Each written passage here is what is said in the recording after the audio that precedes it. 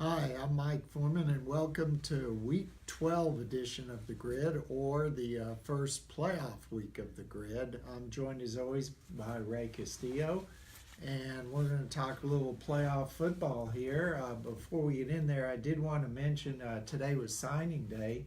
We had quite a few signings around the area for sports other than football.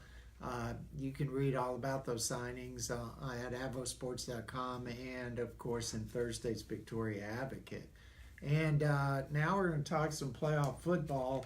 Before we get started, I wanted to mention a couple of changes that just occurred in location. Apparently, Kennedy's Lions Stadium had a bank of lights blow out, and that happened today. So there were two games scheduled there, one for Thursday, one for Friday.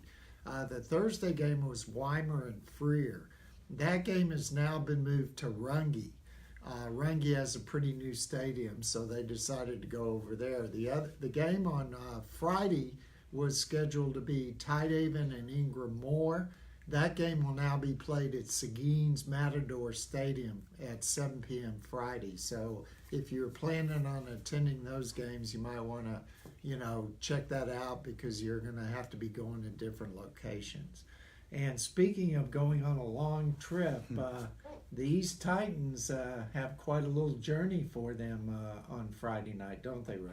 Yeah, they're back in the playoffs for the first time in 2 years, and coming in as the 4 seed, they got District 16 5A Division 1 Mission Veterans Memorial. Those guys, they've won 9 straight games. It'll be a big road test for the Titans, who had a bye week last week, so they haven't played in 2 weeks. Their last game coming against Moody, which they won on the road, so they're hoping to carry some of that momentum when they go to Mission on Friday against the Patriots. The Patriots, like I said, a 9-game winning streak. They're on fire. They're led by their quarterback, Landry Gilpin. And we were talking about this earlier, Mike. He can pass the ball. Yeah. He's got over 3,000 on the season. And, for his career, it's 7,800. So, he's really a good quarterback. He's the coach's son. He's a senior. And, he's really the leader on that team. And the Titans will just need to be ready for him. Right, and what caught my eye about him is he's rushed for over 1,000 yards. I mean, not just throwing for 3,000. So, obviously, he's more of a threat than just being back in the pocket and, and slinging it. So the Titans defense, obviously they know what they're going to have to deal with. Right, and a quarterback like that, they've seen some good quarterbacks in this district, but this will be, probably the first time they'll see someone that can throw like that, and they'll have to be ready. They've spent the whole week and even last week getting ready for this game. They know that they're the underdogs. Well, they say they are, and they're looking to come in as the 4 seed and grab that road win. And maybe we ought to explain why East has to go, to the Valley. The reason being, the UIL now in Class 6A and 5A, the higher seeds in the first round of the playoff get home field. And this is something they've done. It does 2 things. One, it rewards you for winning the district or finishing second. And 2, it helps take some of the pressure off of finding a stadium, which, as you know, in this first week is very difficult because there are a lot of teams still playing.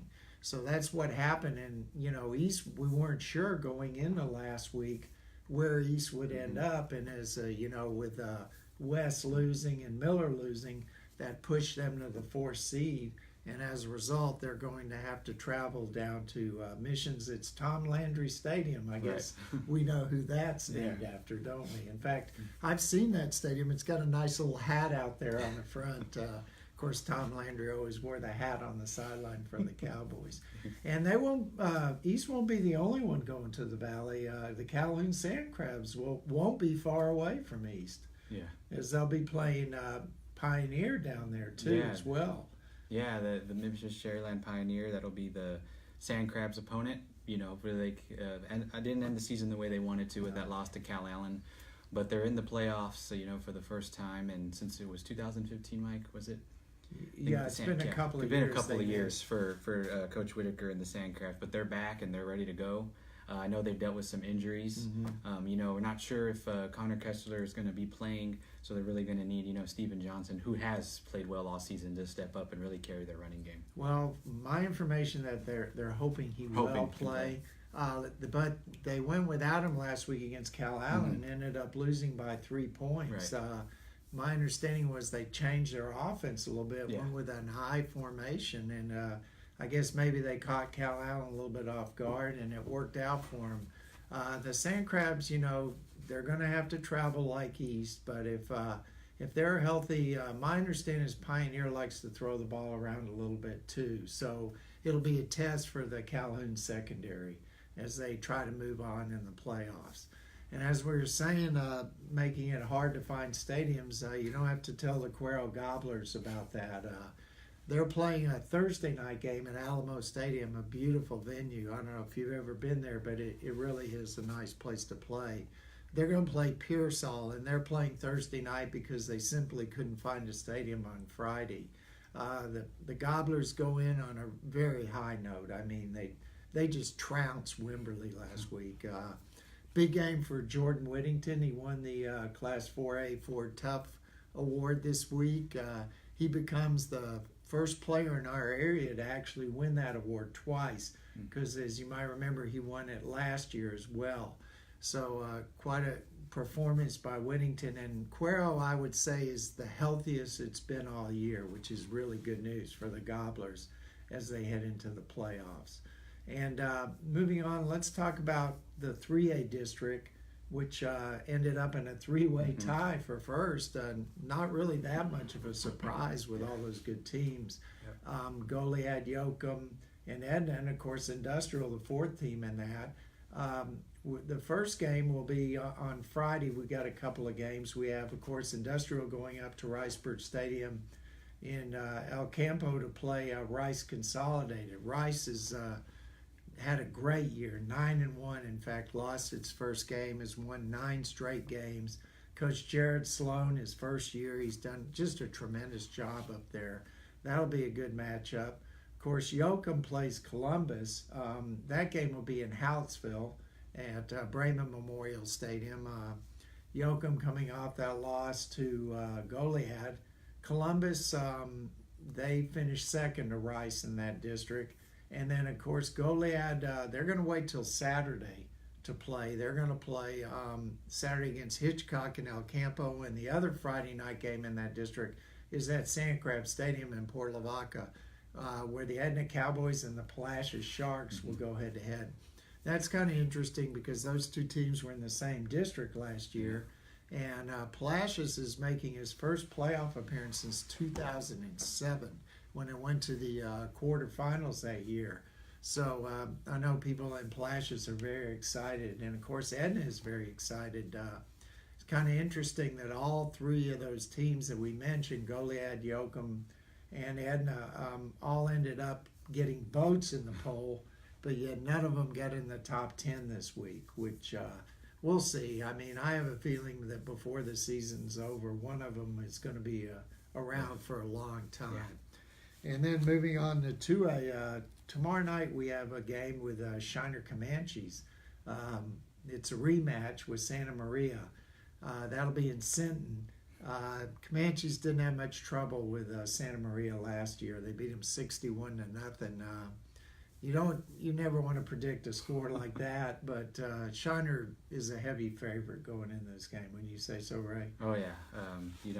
Like you said, you don't want to make predictions. Anything's possible, but Shiner, hoping to do what they did last year, and take care of business in this bi-district round against Santa Maria. Coming in 3-6, it's been a great season for the Comanches, adjusting to the new district and really settling in nicely and setting themselves up for a nice playoff run. Right, and then of course Refugio will be they'll be playing Yorktown. This is very interesting. Yorktown and Refugio both went through similar kind of things. They both changed offenses in the middle of the season. Refugio kind of did its because they didn't feel like they were progressing like it wanted to. Yorktown was kind of by necessity. When quarterback Josh Garcia got hurt against Shiner, they had to totally retool their offense, and I have to give Coach Caffey a lot of credit over there. They were able to hang in there and earn a playoff spot. So those two teams, of course, were in the same district last year, and now they're not. We also have another local team in the playoffs that's got to travel. The St. Joseph Flyers have to go up to Austin. They're going to have a tough task. They face Regents. Austin Regent School is a very good team. I believe it's 9-1. Only loss coming to Central Catholic out of San Antonio. I'm sure the Flyers don't need to be reminded that Regents, that Second Baptist had one loss, and that was to Regents. And the Flyers had a very difficult time against Second Baptist. So, but St. Joseph is back in the playoffs for the first time since 2014. So it's, they made the playoffs, and now they're going to see if they can pull off the upset. Yeah, that was the goal under Brian Jones, to get to the playoffs and improve from last year after not having a season they didn't expect to have, but it was just a down year for St. Joseph. And like you said, they're back, and they've got a tall task right ahead of them to get things going against the Austin Regents, who you said, Mike, they beat Second Baptist, and St. Joseph had a hard time against the Eagles, but hopefully, they can get something going. Yeah, and of course, there are some other Thursdays games. Falls City, which was ranked number 6 in the state, either they got Agua Dulce to agree with them, or they want a coin flip. Most likely, they want a coin flip. They get to play at home. There's nothing like playing that first playoff game at home, because especially when you're 10-0, and you got to feel good about yourself going into that. And so that happened for Thursday night. And, there's some other teams going out today in that district. I'm real curious about Bay City and Liberty Hill, because they're playing up in Giddings. Liberty Hill's ranked number 3 in the state. It runs, of course, the slot T. And if you really want to see a slot T offense, go see Liberty Hill, because those guys have been running that offense for years, and they run it very well. And it'd be interesting to see how Bay City reacts, because Bay City has had an extra week to prepare since it had the bye week last week. Of course, Bay City's going to show them some different things than I'm sure Liberty Hill has seen, because Bay City's offense can be very prolific, especially if they have running back R.J. Mitchell back, who missed the El Campo game with a bad ankle. So that'll be an interesting game. We have over 20 playoff games this week, some on Thursday, some on Friday, and of course the Goliad game on Saturday. And there's one other thing I guess we want to mention, the Industrial Cobras. The girls will be going up to Garland. In fact, I bet they left today. They have a semifinal game tomorrow morning against Boyd. Boyd, yeah. Mm-hmm. And if they win that, they'll play for the state championship on Saturday. Yeah. So Industrial's got, they'll have football Friday, volleyball Thursday, and they hope volleyball Saturday. So that'll be like Goliad was doing that last year. There'll be some people in Industrial doing a lot of traveling this week, so stay very safe on the road. If you're going from El Campo to Garland, that's pretty good little journey. But we'll have all the results for you on Advo Sports, and of course you can follow us on Twitter for all the games.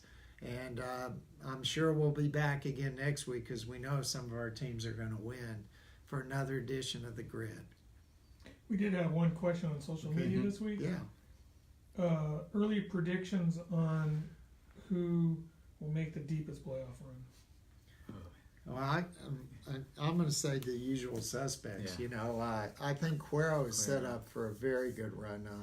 If you look at the region Cuero's in, the strongest teams, some of the strongest teams were in its district. I wouldn't be surprised if the quarterfinal, the regional final matchup, is between them and Navarro, which was for their district title, really.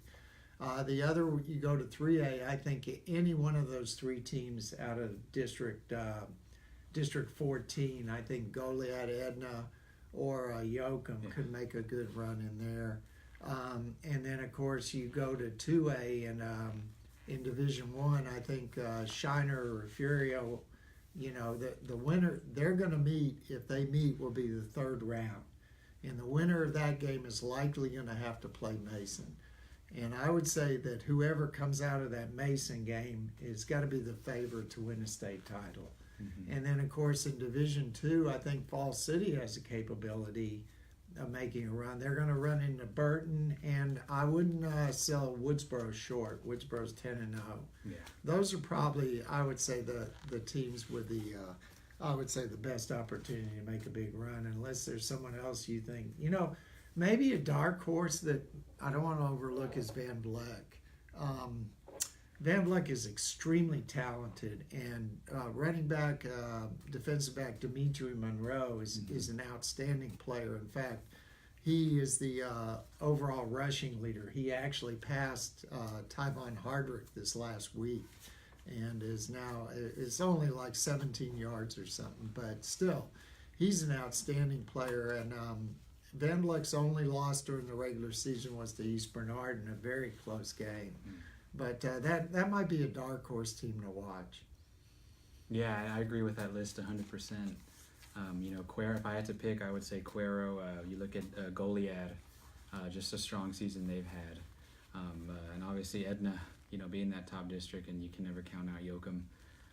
But, I like those teams, Mike, and, you got Refugio and Shiner, just very powerful. Yeah, and I think that a big key for Goliad, is Rocky Norris. Yeah. What happens? Do they get Rocky back? There's been a lot of speculation about that. He didn't play last week. I don't think he's going to play this week, but he, as he progresses, they really need him back if they're going to make a really deep run, I think. And we'll see what happens there. Hopefully, for his sake, he can get back. Right. So that's what we have this week. Like I said, I'm sure we'll have some more teams next week, and we'll be back with the grid.